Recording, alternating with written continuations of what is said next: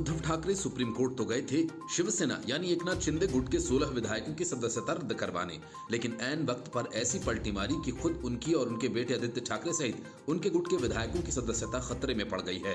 अगर उन्होंने एकनाथ शिंदे वाली शिवसेना के व्हिप का उल्लंघन किया तो विधायकों की सदस्यता खतरे में पड़ सकती है। ये अहम टिप्पणी सुप्रीम कोर्ट ने की है। कोर्ट ने कहा कि सदन में व्हिप का पालन करना सभी संबंधित विधायकों का कर्तव्य होता है।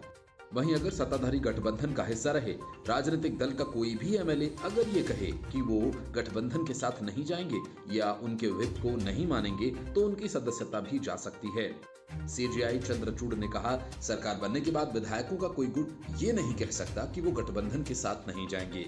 कोर्ट ने कहा कि आप अपने दल के लिए मतदान करने के लिए बाध्य नहीं हैं। हालांकि विलय की सूरत में ये नियम लागू नहीं होगा।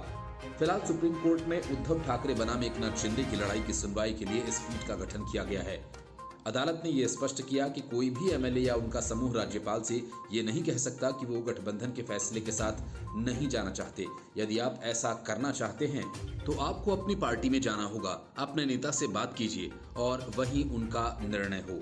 जब तक आप सदन में हैं तब तक आप अनुशासन से बंधे हैं, लिहाजा आपको अपने राजनीतिक पार्टी के साथ मतदान करना होगा। सुप्रीम कोर्ट में एकनाथ शिंदे गुट के वकील नीरज किशन कौल ने अदालत को बताया कि उस समय एक ही दिन में 2 राजनीतिक व्हिप जारी किए गए थे। हम पार्टी के जनादेश का पालन कर रहे हैं। उन्होंने ये भी सवाल उठाया कि हमारे राजनीतिक सचेतक वास्तविक है या फिर उनके। उन्होंने कहा कि जिस गुट को आधिकारिक रूप से मान्यता दी गई है पहले उनके पास बहुमत था। फिलहाल पार्टी कैडर में काफी असंतोष है और वे गठबंधन जारी नहीं रखना चाहते हैं।